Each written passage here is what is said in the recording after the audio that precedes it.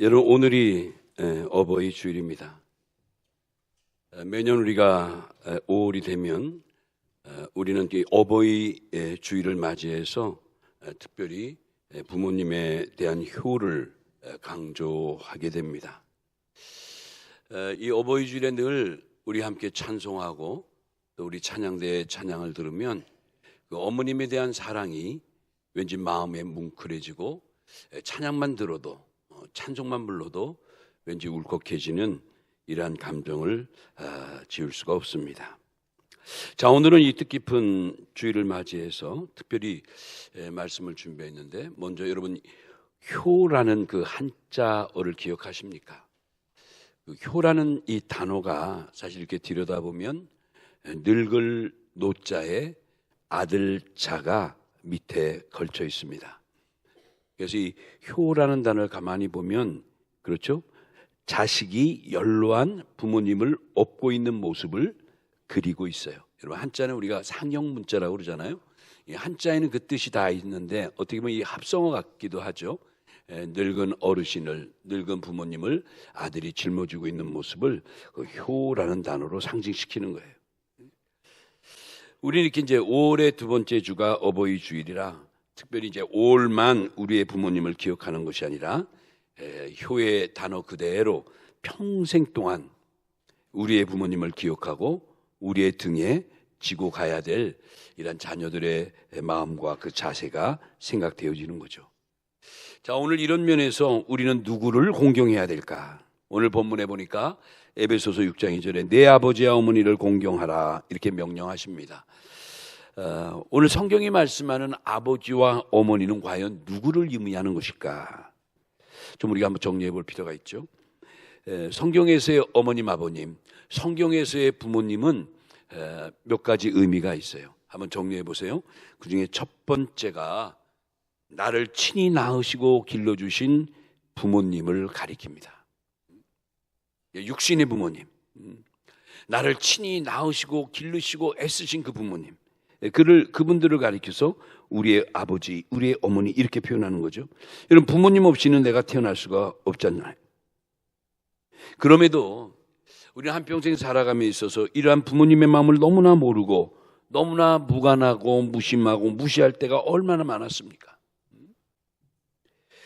어떻게 보면 이 바삐 지나가는 세월 속에 저도 5월달 더욱이 두 번째 어버이 주를 맞이하면 그래도 우리가 다시 한번 우리 부모님을 기억하고 부모님에 대한 나의 자세, 내 마음가짐이 어땠는가를 돌이켜보면서 철저히 회개하는 이러한 또 기회가 돼야 되지 않겠는가, 이런 생각도 들어요.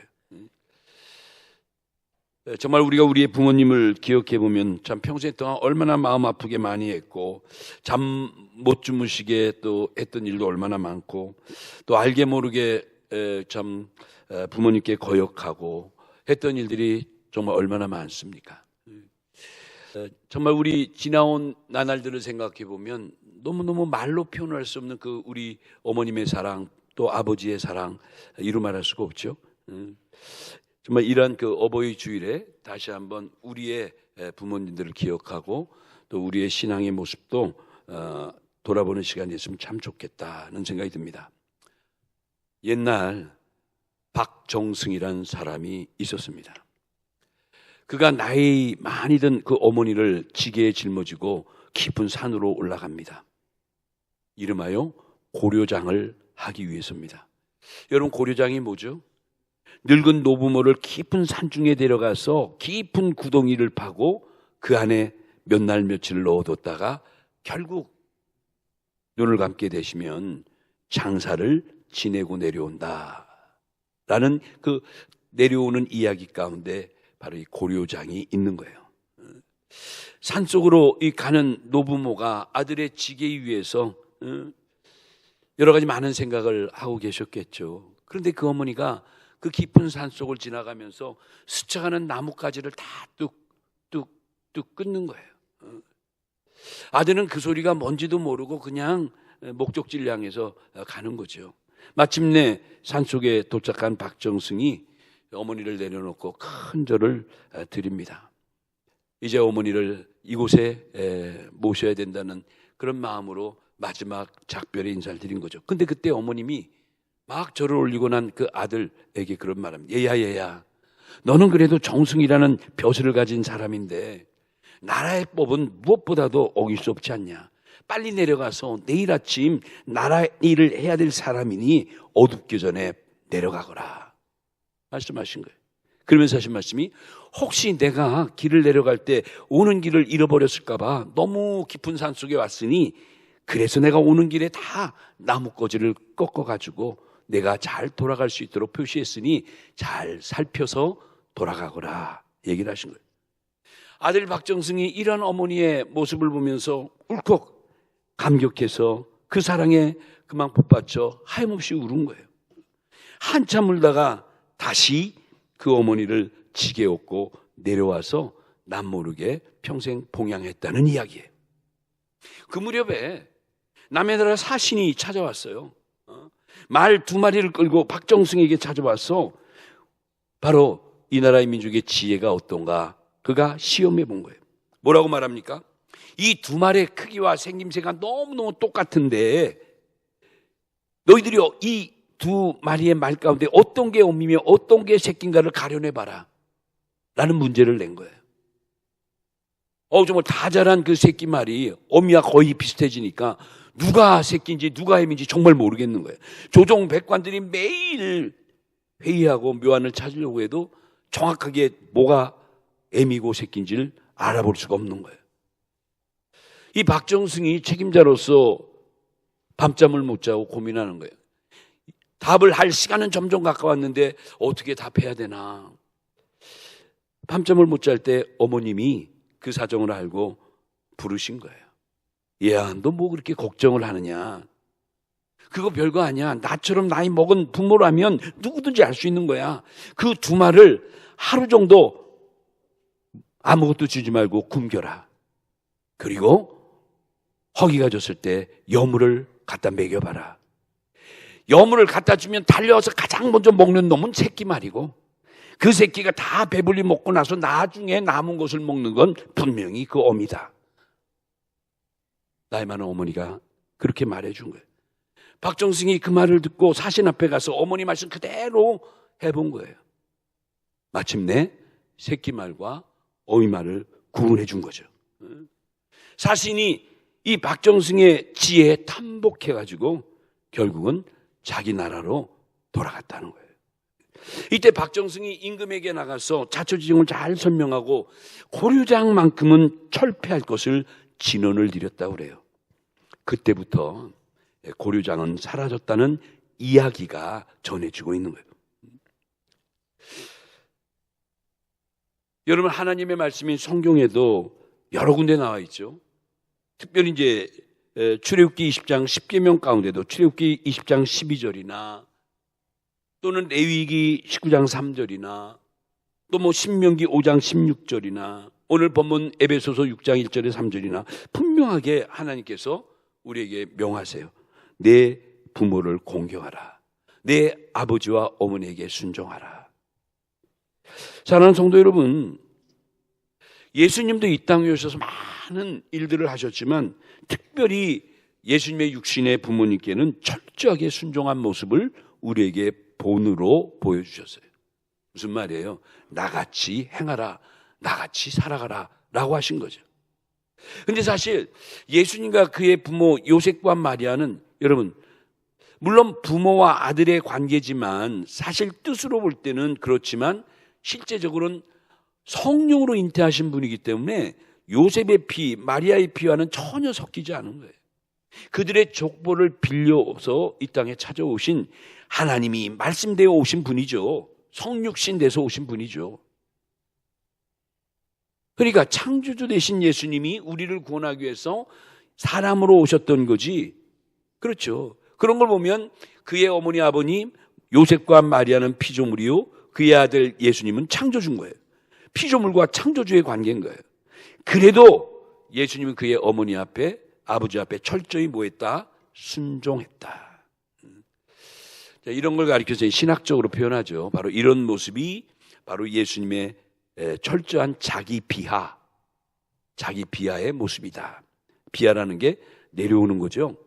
창조주지만 사람의 모습으로 내려오듯이 자기 어머니 아버지가 사실은 피조물이고 당신은 창조지만 그래도 뜻을 이루기 위해서 순종하신 거죠. 철저한 자기의 낮춤의 본이 되어 주신 거예요. 이런 말씀이 신약의 누가복음 2장 51절 보면 이런 말씀이 있어요. 예수께서 함께 내려가사 나사렛에 이르러 순종하여 받드시더라. 누구를? 육신의 부모님을 순종하여 끝까지 받드는 예수님의 그 효성을, 그 효심을 우리가 알 수 있는 거죠. 자, 이런 면에서 매년 찾아오는 이 어버이 주일에 주는 의미 중에 하나가 다시 한번 잊혀져가는 우리 부모님에 대한 사랑과 그 부모님의 존재의 의미를 우리가 되새기면서 어떻게 보면 철저히 다시 한번 회개하는 마음을 가져보는 것, 이게 바로 어버이 주일의 또 하나의 큰 의미가 아닌가, 저는 그렇게 생각해요. 자, 두 번째로 성경에서 말씀하는 아버지와 어머니는 나의 신앙을 양육시키는 영적 부모를 가리킨다 라고 말씀드리고 싶어요. 첫째는 나의 친부모, 나를 정말 낳아주시고 길러주신 분. 두 번째는 나의 영적인 것을 책임져 주시고 내 믿음을 양육해 주시는 바로 교회 지도자들. 그렇죠. 그분들도 나의 영적인 부모라는 거예요. 여러분, 사도 바울은 결혼하지 않았기 때문에 아내도 없고 자녀가 있을 수가 없었죠. 근데 우리가 바울 서신에 보면 그럼에도 바울은 꼭 마치 자기가 친히 낳은 아들처럼 그런 친밀한 관계의 제자들의 천거하는 모습을 볼 수가 있어요. 예컨대 디모데전서 1장 2절 같은 데는 그 디모데라는 제자가 있었거든요. 근데 바울은 유난히 이 디모데에 대한 관심을 많이 갖고 기도도 하고 양육해서 나중에 문제 많은 에베소 교회의 교육자로 파송까지 하는 이런 그 제자가 있었는데 그게 디모데라고 그랬죠. 근데 그 디모데를 향해서 디모데전서 1장 2절에 보면 이런 표현을 해요. 믿음 안에서 참 아들 된 디모데에게 편지하노라 라고 하면서 디모데야 이렇게 하라. 앞으로의 목회는 이렇게 준비해야 된다. 쭉 말씀하죠. 여기 믿음 안에서 참 아들 된 디모데, 친아들이 아닌데 어떤 영적인 아들, 믿음 안에서의 아들이라는 걸 강조해요. 또 이 디모데도 그러한 사도 바울을 가서 항상 나의 믿음의 아버지란 표현을 많이 해요. 또 디도서에도 봐도 디도라는 제자도 똑같아요. 디도서 1장 4절에 보니까 같은 믿음을 따라 된 나의 참아들 디도에게 편지하노니, 디도도 바울은 나의 참아들이래요. 낳지는 않았지만 혈육하고는 전혀 관계없지만 믿음 안에서 아들로 여긴 거죠. 여러분, 캐톨릭에서는 신부님들을 부를 때마다 Father, 나의 아버지요. 신부, 신앙의 아버지라는 뜻이에요. 여러분, 우리 섬기는 교회 교육자들 또는 여러분에게 늘 기도해주고 관심 갖고 말씀을 전해주고 가르치는 우리 구역장님들, 특별히 이제 주일학교 교사님들, 어린 정말 학교 들어가기 전부터 유아 또 초등 또 중고등부 대학 청년 이렇게 우리들의 자녀의 앞길을 늘 위해서 기도해 주시고 가르쳐 주시는 이 모든 주일학교 선생님들 또한 한마디로 말하면 우리들의 믿음의 부모들이다, 이렇게 말할 수 있는 거예요. 그분들이 혹시 나보다 나이가 어리고 사회적인 경험이 부족하고 나하고는 좀 여러 가지 문화적으로 정서적으로 안 맞다 할지라도 교회를 이끌어가는 교육자들이고 우리 구역을 대표하는 구역장님이고 우리 아들, 딸을 가르쳐주는 이러한 교사님들이고, 이런 분들은 다 보면 어떻게 교회 그런 지도자들은 나의 믿음의 부모라고 받아들여야 되죠. 그런 자세가 굉장히 중요해요. 또 그런 자세가 성숙한 성도의 마음가짐을 갖게 하는 거예요. 그렇죠. 내 마음에 좀 들지 않아도 나보다 좀 어리숙해도 나보다 좀 배움이 없고 학력도 짧고 여러 가지 비교하면 한없이 부족하지만 그럼에도 섬길 줄 아는 자세. 참 그런 교회, 그런 교인이 수준 있는 교회, 수준 있는 성도들이죠. 마지막 말씀드릴 것은 우리가 궁극적으로 공경할 분은 다름 아닌 하나님이시다. 그렇죠? 성경이 말씀하는 아버지, 어머니, 그 대상에 대한 정리를 지금 하는 거예요. 그 세 번째가 궁극적인 공경의 대상, 결국은 하나님이시다. 여러분, 우리 장로교회 창시자 칼빈이 이런 얘기를 했어요. 성도들의 아버지는 하나님 아버지시요, 성도들의 어머니는 섬기는 교회이다. 아주 의미 있는 말을 칼빈이 했어요. 그러니까 여러분, 영적으로 보면 우리의 아버지는 하나님 아버지시고 우리의 영적인 어머니는 나를 날마다 시간마다 말씀으로 양육시켜 주시고 선한 길로 인도해 주시는 교회가 나의 어머니라는 거예요. 여러분, 오늘 이 시간에 꼭 기억하세요.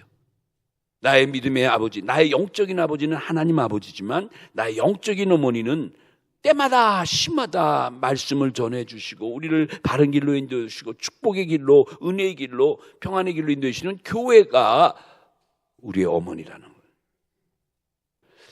이런 바른 이해와 인식이 있어야 되는 거예요. 그러니까 우리의 궁극적인 아버지는 사람이 아니라 하나님이신 거예요. 할렐루야. 그런 면에서 이제 한 가지 생각할 것은, 한 해 12달 가운데 5월, 6월이 가장 아름다운 달이고 또 계절도 기후도 너무 좋은 계절인데, 아쉽게도 1년을 이렇게 쭉 뽑아보면 5월과 6월이 교회 예배 참석률이 제일 떨어지는 시기도 해요. 이게 교회를 이끌어가는, 담임하는 위치에서 보면 5월이 6월이 좀 아쉬운 거죠. 매 주일마다 이렇게 빈자리가 있고 수요예배가 비고 좀 매년 반복되는 현상이에요. 좀 이걸 극복해야 되는데. 그래서 저는 한번 우리 모두가 이 주일날과 수요일, 예배 드리는 날, 말씀이 선포되는 날 또는 기도하는 날, 이런 날에는, 이런 공적인 집회 시간에는 한 번쯤 우리의 영적인 아버지를, 믿음의 아버지의 마음을 헤아려 보는 요일이 됐으면 좋겠다, 그런 생각이 들어요. 여러분 어떻습니까? 교회 수요예배가 있는데, 주일 예배가 있는데, 기도회가 있는데 전혀 무관하게 살아갑니까? 그렇다면 뭐 이 말 전해드려도 아무 의미가 없겠죠. 적어도 우리는 그런 가책은 느껴야죠. 내가 바쁘고 힘들고 뭐 몸이 약하고 여러 원인이, 그 이유가 있다면, 설령 있다 하더라도 가책은 느껴야죠. 야, 이 시간에 7시 반 지금 막 수요예배 시작되겠다. 11시 주일날 다 같이 일어나서 목사님과 함께 시작 찬양을 부르고, 야, 지금 성가대가 찬양할 시간이네.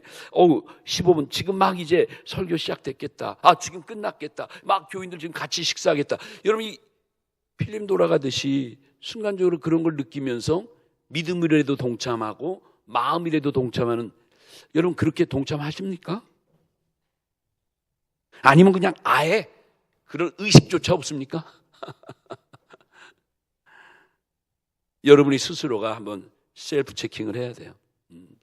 적어도 우리 교회 다니는 사람들은 어떤 상황에 의해서 그렇게 됐다 하더라도 마음으로는, 영으로는 그곳에, 그 예배에, 그 기도에 참석해야 된다는 거죠. 우린 영적인 사람들이니까 얼마든지 뭐 주일날, 수요일날 예배 참여 못할 경우도 많이 있죠. 그러나 우리의 마음만큼은, 우리의 믿음만큼은 동참해야 하는 게 맞는 거죠. 그래서 지금도 성경 보면 우리에게 말씀하시죠.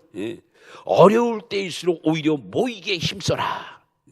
마지막 때가 되면 많은 사람들이 이렇게 모이기를 원치 아니하니 이런 걸 다 피하고, 그럼에도 불구하고 우리는 모이기에 힘쓰는 자들이 돼야 된다고 히브리 10장 25절에 히브리 기자는 우리에게 권면하는 거예요. 어려울 때일수록 모이기에 힘을 다하라. 의미 있는 거죠. 또 한 가지, 오늘 본문이 이제 에베소서 6장 1절로 3절인데 여기 또 중요한 거 한 가지 꼭 정리할 것은, 여기 보면 이런 말씀이 있죠. 자녀들아, 너희 부모를 주 안에서 순종하라. 이것이 옳으니라. 2절에는 내 아버지와 어머니를 공경하라. 이것이 약속 있는 첫 계명이니. 이렇게 나오는데, 여러분 한번 생각해. 지금 사도 바울이 이런 가르침을 에베소 교인들에게 준 말씀이에요. 에베소서 6장 말씀이. 근데 여기서 우리가 좀 의아하게 생각할 것이, 여러분 10계명의 첫 번째 계명은 뭐죠? 그렇죠. 첫 번째 계명이 분명히 있는데 사도 바울은 에베소 교인들에게 말씀하시기를 그래요. 부모를 공경함이 첫 번째 계명, 첫 계명이라는 말씀을 해요. 근데 사실 첫 번째 계명은 그게 아니거든요. 11조의 10계명의 첫 계명이 뭡니까? 출애굽기 20장 3절에 보니까 너는 나 외에는 다른 신들을 내게 있게 하지 말지니라. 결국 하나님 외에는 다른 신을 섬겨서는 안 된다는 게 10계명의 첫 번째 계명이에요. 그런 첫 번째 계명이 엄연히 있는데 왜 바울은 생뚱맞게 부모를 공경하는 게 계명의 첫 번째 계명이라고 말씀한 이유가 뭘까? 뭐 잘못 얘기하신 건가? 실수하신 건가? 라고 생각할 수 있지만 여기에 의미가 있는 거예요. 바울이 굳이 그렇게 부모 공경을 첫 번째 계명이라고 강조한 것은 다른 뜻이 아니라, 잘못 말한 게 아니라 의도가 있었다는 거예요. 뭐예요? 바로 이것이 바로 부모 공경이 궁극적으로는 하나님 공경과 연결되고 있다는 것이, 결국은 둘이 아니라 하나 되는 것이, 부모 공경은 곧 하나님 공경과 이어진다는 것을 지금 강조하는 거예요. 강조.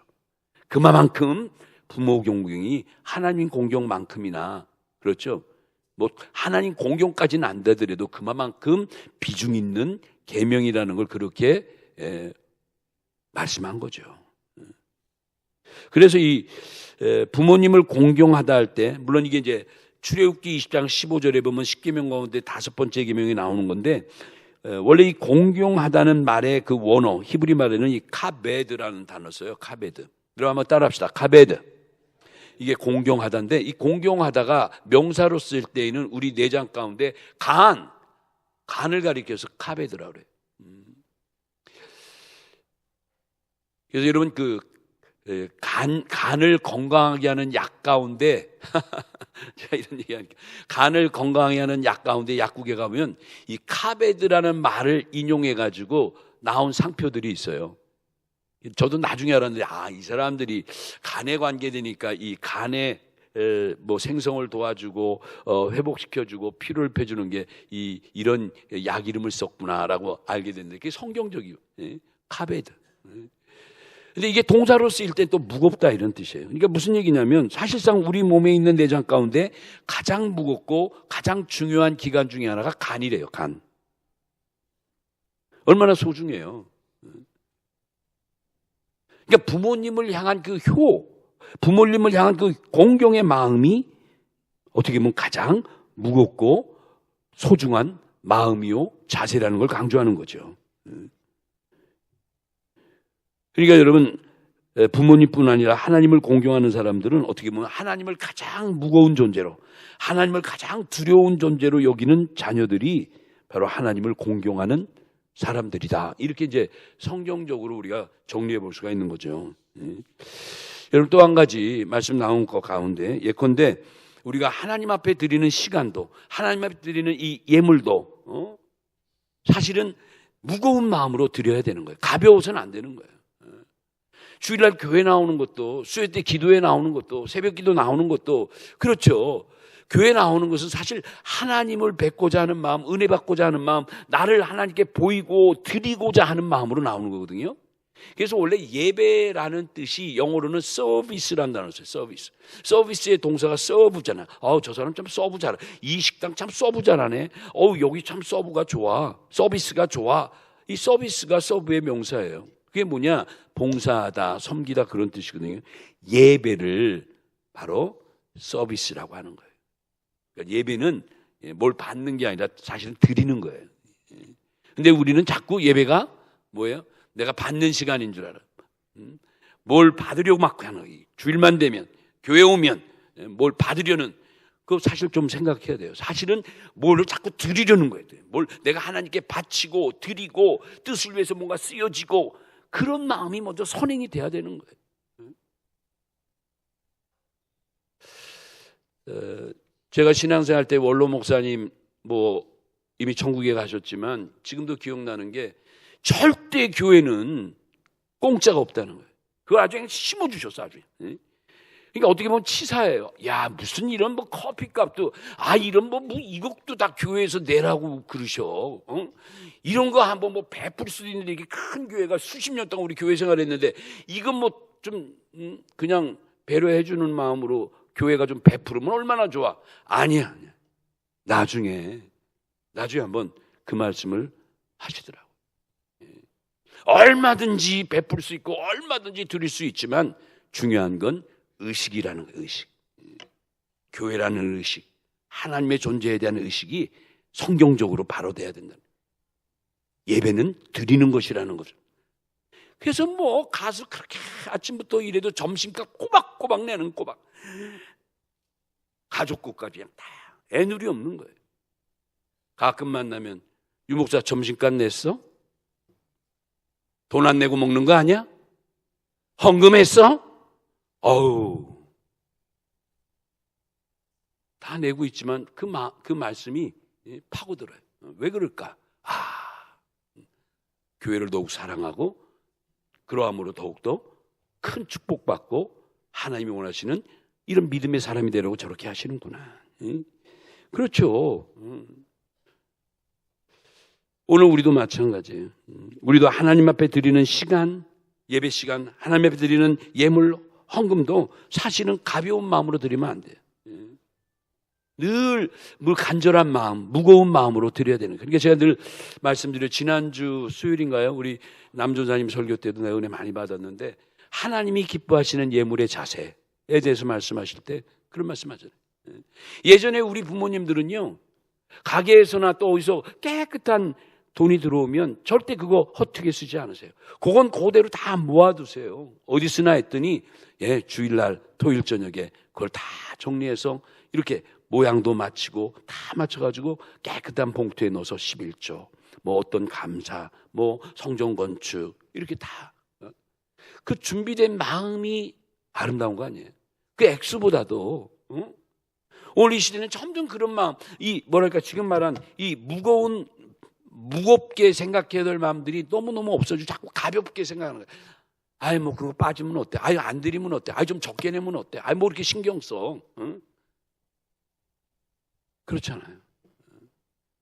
그러니까 벌써 교회 다닌 지 벌써 10년, 20년, 30년, 40년이 돼도 주일날 헌금이 변함이 없어요. 변함이. 모든 물가나 엄청 변화가 됐는데 우리 의식의 변화가 없는 거예요. 의식에. 지금도 우리 교회에 주일 헌금 1,000원짜리가 나옵니까? 1,000원짜리? 내실 수 있죠. 없으시면. 동전이라도 내시는 거예요. 2랩돈 낸 과부를 칭찬하셨는데 그 액수가 중요한 게 아니라 제가 말하는 것은 이렇게 뭔가 간절한 마음, 하나님 앞에 뭔가 무겁게 느끼는 마음, 그 자세가 중요한 것이다. 날마다 어렵고 힘들 때는 아버지 입으로만 그저 부르는데 거기에 그치지 말고 정말 두렵고 떨리는 마음으로 그분 앞에 내가 준비된 예물을 드릴 때 그런 무거운 마음, 뭔가 정돈된 마음, 정성 어린 마음이 아니어서는 되겠는가? 한번 생각해 보세요. 그런 것도. 아무도 안 보니까 그러면 안 돼요. 보든 안 보든 하나님은 영이시니 내 마음을 아신다는 마음을 가지고 그렇게 해야죠. 어떻게 보면 이런 것이 어떻게 보면 정말 그 카베드란 단어에 나왔듯이 하나님을 진중어리게 주요하게 무겁게 여기는 자세요 마음이라고 생각이 되는 거예요. 결론은 뭐냐면 성경이 이렇게 너희 부모님을 아버지와 어머니를 공경하라고 계속 강조하고 있는데 부모를 공경하는 자에게 하나님은 어떤 축복의 약속을 하시는가? 말로만 부모를 공경해라, 부모님을 사랑하라로 끝나지 않았어요. 더 보면 하나님이 부모를 공경하라고 말씀해놓고 거기에는 엄청난 축복을 준비하셨어요. 이거 우리가 놓치면 안 되죠. 엄청난 축복을 받는 비결이 부모 공경이에요. 그 중에 첫 번째가 뭐냐? 잘 되는 축복을 약속하셨어요. 여러분 따라합시다. 잘 되는 축복. 여기 잘을 좀 길게 해야 돼.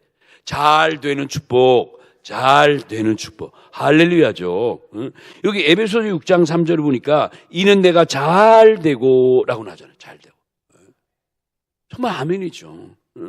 꼭 뭐 잘 되기 위해서라기보다도 그렇게 하면 하나님이 반드시 간과하지 아니하시고 잘 되게 해주신다. 이 말은 한마디로 형통의 축복이에요. 부모를 진심으로 공경하고 효심이 있는 그 후손들에게는 하나님이 형통의 복으로 책임져 주신다는 거예요. 여러분 이 말씀을 믿으시기 바랍니다. 하나님 말씀이니까. 두 번째는 뭐냐? 부모님을 공경하는 자는 장수의 복을 주신대요. 장수의 복. 한번 따라합시다. 장수의 축복. 에베소서 6장 3절에 이는 내가 잘 되고 땅에서 뭐하리라? 장수하리라. 출애굽기 20장 12절에도 10계명 가운데 5번째 계명, 내 부모를 공경하라. 그리하면 너희 하나님 나 여호와가 내게 준 땅에서 내 생명이 길리라. 생명이 길어진다. 그래서 우리가 흔히 장수의 축복하면 세 가지예요. 첫 번째는 물론 오래 살고 우리의 육신의 생명이 길어지는 것이 장수의 복인데, 거기에 끝나는 게 아니라 이 장수의 축복 속에는 뭐가 또 포함됐냐면 모든 사업과 우리의 일들이 형통하고 오래오래 지속되는 축복을 말해요. 오래오래 지속되는 축복이 장수의 축복이에요.